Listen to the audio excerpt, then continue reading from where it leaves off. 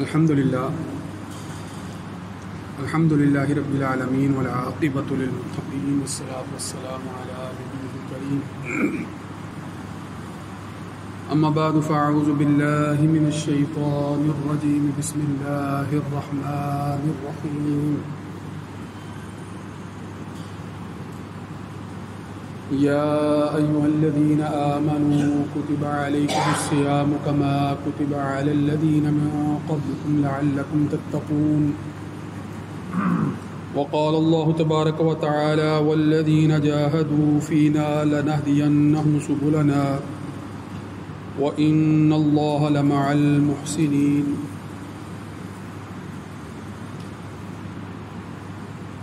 وقال النبی صلی اللہ علیہ وآلہ وسلم قال اللہ تبارک وتعالی الصوم لی وانا اجزی بہ. وقال اللہ تبارک وتعالی ان اللہ وملائکتہ یصلون علی النبی یا ایہا الذین آمنوا صلوا علیہ وسلموا تسلیما. اللہم صل علی سیدنا ومولانا محمد وعلی آل واصحاب سیدنا ومولانا محمد وبارک وسلم علیہ. سامعین محترم، گزشتہ جمعہ المبارک کو میں نے استقبال رمضان کے حوالے سے گفتگو کی تھی، اور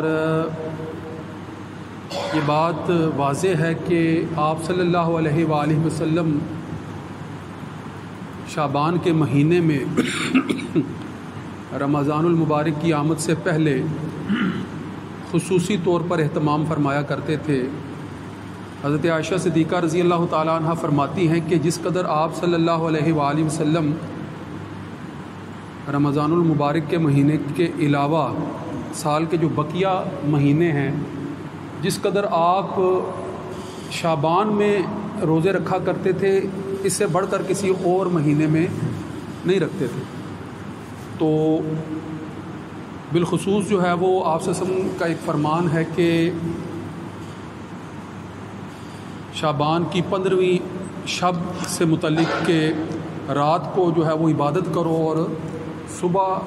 یعنی دن کو روزہ رکھو. اور جب آپ صلی اللہ علیہ وآلہ وسلم سے استفسار کیا گیا تو آپ صلی اللہ علیہ وسلم نے فرمایا کہ یہ وہ رات ہے جسے آپ شب برات کے نام سے یاد کرتے ہیں، جو کہ گزشتہ ہفتے گزر چکی ہے، کہ اس میں اللہ رب العزت کے سامنے پورے سال کے اعمال جو ہے وہ اس طرح سے پیش کیے جاتے ہیں کہ پورے سال میں جو ہونے والے اعمال ہیں ان کے فیصلے کیے جاتے ہیں. کس کو اس سال جو ہے وہ کیا معاملات پیش آئیں گے، زندگی برقرار رہے گی کہ نہیں. کوئی شخص جو ہے وہ اپنے روزمرہ معمولات کے کام دل جمعی کے ساتھ کر رہا ہوتا ہے اور اسے اس بات کی خبر نہیں ہوتی کہ اس کا فیصلہ جو ہے وہ لکھ دیا گیا ہے، اس کی موت کا حکم جو ہے وہ اس کے متعلق فیصلہ جو ہے وہ کر لیا گیا ہے. تو جب آپ صلی اللہ علیہ وآلہ وسلم سے استفسار کیا گیا تو آپ صلی اللہ علیہ وسلم نے کہا کہ جب اللہ کے حضور نامہ اعمال پیش کیے جا رہے ہوں تو میں اس وقت روزے کی حالت سے ہوں. تو اس لیے آپ صلی اللہ علیہ وآلہ وسلم اس روز کا بالخصوص اہتمام فرمایا کرتے تھے. مگر یہ ہے کہ بالعموم جو ہے وہ پورے مہینے میں کثرت سے روزے رکھا کرتے تھے کہ رمضان المبارک کی آمد سے پہلے رمضان کے مہینے میں اس حالت میں داخل ہوں کہ رمضان المبارک سے پہلے ہی وہ سارے اطوار، وہ ساری عادات کہ جن کو بروئے کار لانے یا بجا لانے کا جسم آبادی نہیں رہا ہے، پھر دوبارہ سے جو ہے وہ اس عادت میں جو ہے وہ آ جائے. تو اس اعتبار سے بھی اس کی بڑی اہمیت ہے. سامعین، آج جو گفتگو کرنی ہے اس میں جو سب سے اہم پہلو ہے روزے کی فرضیت کے متعلق، تو آپ پہلے سے ہی بہت سی باتیں جو ہے وہ جانتے ہیں کہ جس طرح پہلے امتوں پر روزے فرض کیے گئے تھے، آپ صلی اللہ علیہ وسلم کی امت پر بھی جو ہے وہ روزے فرض کیے گئے ہیں. یہ سورہ بقرہ کی آیت یا ایھا الذین آمنوا کتب علیکم الصیام، تم پر جو ہے وہ روزے لازم کیے گئے ہیں. کما کتب علی الذین من قبلکم، جس طرح سے تم سے پہلے جو امتیں، جو قوم یا جو اللہ کے برگزیدہ انبیاء اور ان کی امتیں جو گزری ہیں ان پر جس طرح سے روزے فرض تھے، تو تم پر بھی روزے فرض کیے گئے ہیں. اور روزے کی فرضیت کا مقصد بھی ساتھ ہی بیان فرما دیا کہ لعلکم تتقون، تاکہ تم متقی ہو جاؤ، پرہیزگار ہو جاؤ. یہ روزے کی فرضیت کے اندر جو پوشیدہ مقصد ہے، حکمت ہے، اس کی طرف بھی اشارہ ہے. اسی نسبت سے جو بات آپ کے سامنے رکھنی ہے وہ یہ کہ سورہ عنکبوت کی یہ جو آیت نمبر 69 ہے جس کی تلاوت میں نے آپ کے سامنے کی ہے، اس آیت کے اندر بالخصوص جس پہلو کو سمجھنے کی طرف دعوت دی گئی ہے، روزے کے اندر اس کی عملی تربیت ہوتی ہے. روزے کی حالت میں اس کی عملی تربیت آتی ہے. ذرا آیت دیکھیے کہ والذین، وہ لوگ جو جاہدوا فینا، جہدا کوشش کو کہتے ہیں، جاہدو جمع کا صیغہ ہے کوشش کرنے والے، اسم فاعل ہے کوشش کرنے والا، جاہد، مجاہد بھی اسی سے اسم مفعول. والذین جاہدوا فینا، وہ لوگ جو ہماری طرف کوشش کرتے ہیں. ہماری طرف سے کیا مراد؟ اللہ رب العزت کی طرف، یعنی جو کوشش کرتا ہے اس بات کی کہ اللہ تعالیٰ کی طرف کسی نہ کسی طرح اللہ کی جو ہے وہ رضا حاصل ہو جائے، یا اللہ کا قرب حاصل ہو جائے، یا محبت الہی میں جو ہے وہ فرد آگے بڑھ جائے. تو اللہ رب العزت فرماتے ہیں کہ لَنَهْدِيَنَّهُمْ سُبُلَنَا، ہم اس کو اپنے رستے کی طرف ہدایت دے دیتے ہیں. جو ہماری طرف بڑھنے کی کوشش کرتا ہے، ہماری طرف آنے کی کوشش کرتا ہے، جو اس بات کی کوشش کرتا ہے کہ اللہ کی رضا حاصل ہو جائے، اللہ کی خوشنودی حاصل ہو جائے. مفسرین نے اس آیت کے متعدد محامل جو ہیں وہ بیان کیے ہیں کہ جو اللہ کا قرب حاصل کرنا چاہتا ہے تو یقیناً اللہ تعالیٰ اس کو ایسی ہدایت عطا فرماتے ہیں کہ اللہ کا قرب حاصل کرنے کے لیے رستے ہموار ہو جاتے ہیں. جو اللہ کی رضا حاصل کرنا چاہتا ہے یقیناً اس کے لیے بھی رستے ہموار ہو جاتے ہیں. جو معرفت الہیہ کے لیے علم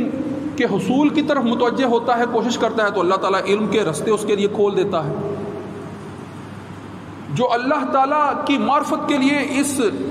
دنیا کو سمجھنے کی کوشش کرتا ہے، اس کائنات کو سمجھنے کی کوشش کرتا ہے، آفاق و انفس کو سمجھنے کی کوشش کرتا ہے. آفاق سے مراد یہ جو ظاہری کائنات آپ کو نظر آ رہی ہے، اور انفس سے مراد آپ کا اپنا وجود، آپ کا اپنا باطن، آپ کا اپنا نفس. یہ جو نفس ہے اس کو بھی سمجھنا بڑا ضروری ہے. غور کیجئے گا، یہ جو بات ابھی میں آپ کے سامنے کرنے جا رہا ہوں، اگر یہ بات آپ کو سمجھ آئی تو پھر انشاءاللہ بہت سے پہلو آپ پر واضح ہوں گے حقیقت اور معرفت کے حوالے سے انشاءاللہ. غور کیجئے گا کہ جس طرح اس کائنات کے اندر بے شمار نظام جاری اور ساری ہیں اور کار فرما ہیں، یہ جو آفاق ہے، یہ جو دنیا ہے، یہ کائنات، اسی طرح انسان کے اندر بھی، انسان کے انفس کے اندر بھی، انسان کے جسم کے اندر بھی، اس کے نفس کے اندر بھی بے شمار نظام جاری و ساری اور کار فرما ہے. غور کرنا اس بات پر. مثلاً اگر آپ کو میں یہ کہوں کہ آپ کا یہ جو جسم ہے، آپ کا یہ جو جسم ہے، یہ جو خاکی جسم بظاہر نظر آتا ہے، جس کے اندر روح موجود ہے، جس کو انسان کہا گیا ہے، جو جسم اور روح کا مجموعہ ہے، اس کے اندر وہ سارے نظام جاری و ساری ہے جو اس باہر ظاہری کائنات کے اندر نظر آ رہے ہیں. تو غور کرنے سے آپ کو اس بات کا خود بخود اندازہ ہونا شروع ہو جائے گا کہ ہاں ایسا ہی ہے کہ جس چیز کا ہم مشاہدہ ظاہر میں کرتے ہیں، جس چیز کا مشاہدہ آپ اس کائنات کے اندر ظاہر میں کرتے ہیں وہ خلاصتاً آپ کے اپنے جسم کے اندر بھی موجود ہے، وہ سب کا سب، وہ سب کا سب۔ مثلا مثال کے طور پر آپ اگر اس کو سمجھنا چاہیں، کائنات کے اندر جو کچھ بھی ہے، جن عناصر سے مل کر یہ ساری مخلوقات بنی ہوئی نظر آتی ہیں، آگ ہے، ہوا ہے، مٹی ہے، مٹی کے اندر جو ہے وہ موجود بے شمار جو ہے وہ اجزاء ہیں، عناصر ہیں، جواہر ہیں، ان کے مجموعے ہیں۔ غور کریں، آپ جو ہے وہ اندازہ لگا لیں، سونا ہو، چاندی ہو، پیتل ہو، لوہا ہو، جتنی بھی دھاتیں ہیں سب پر غور کر لیں، اور پھر آج تک جتنے بھی دریافت ہونے والے اجزاء جو مٹی میں موجود ہیں ان سب کا احاطہ کر لیں، اور موجودہ جو سائنسی ترقی ہے اس نے ان سارے عناصر، ان سارے جواہر جس حد تک بھی ان کو دریافت کیا ہے، وہ خود اس بات کے دعوے دار ہیں کہ ان سب کو خلاصتاً انسان کے اندر بھی موجود پایا گیا ہے، انسان کے اندر بھی موجود ہے۔ آئرن، لوہا انسان کے اندر بھی موجود ہے، سونے کی بھی کوئی نہ کوئی مقدار انسان کے اندر موجود ہے۔ یہ صرف سمجھانے کے لیے بات کر رہا ہوں کہ کائنات کے اندر جو کچھ بھی ہے، جتنے بھی نظام چل رہے ہیں، ان کو خلاصتاً دیکھنا چاہیں گے تو آپ کی اپنی ذات کے اندر آپ کو نظر آئے گا۔ اس بات پر غور کریں۔ مثلا جو ربوبیت کا نظام ہے، اللہ تعالیٰ ساری کائنات کا خالق ہے، مالک ہے، پالنے والا ہے، ربوبیت کا جو نظام ہے، سورج طلوع ہوتا ہے، سورج طلوع ہوتا ہے، روشنی پیدا ہوتی ہے، حرارت جو ہے وہ زمین تک پہنچتی ہے، حرارت کے ذریعے سے جو ہے وہ پانی بخارات کی شکل میں جو ہے وہ آسمانوں کی طرف جو ہے وہ بلند ہوتا ہے، پھر پہاڑوں تک پہنچتا ہے، کہیں پر جو ہے وہ برف کی شکل میں برستا ہے، وہی برف وہاں سے جو ہے وہ پگھلتی ہے قطروں کی شکل میں،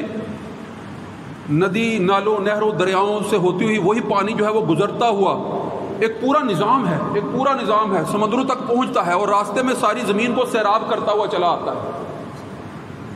ذرا اس ندی نالے کے ذریعے سے پانی کے گزرنے کے سارے نظام کو دیکھیں اور اپنے جسم کے اندر جو ہے وہ شریانوں اور وریدوں کے نظام کو دیکھ لیں، کیا ایک جیسے نہیں ہیں؟ غور کریں، کیا ایک جیسے نہیں ہیں؟ یعنی جو پوری کرۂ ارضی پر جو ہے وسیع پیمانے پر ایک پھیلا ہوا نظام ہے، خلاصتاً آپ کے اندر بھی موجود ہے۔ اور ایک انسان کے اندر یہ جو اس کے اندر جو ہے وہ شریانے یا وریدیں ہیں جو خون لے جانے کا کام کرتی ہیں اور واپس لانے کا کام کرتی ہیں، کیا وہ جسم کے ہر حصے کو سیراب کرتی ہوئی قوت بخشتی ہوئی جو ہے وہ نہیں گزر رہی ہوتی ہے؟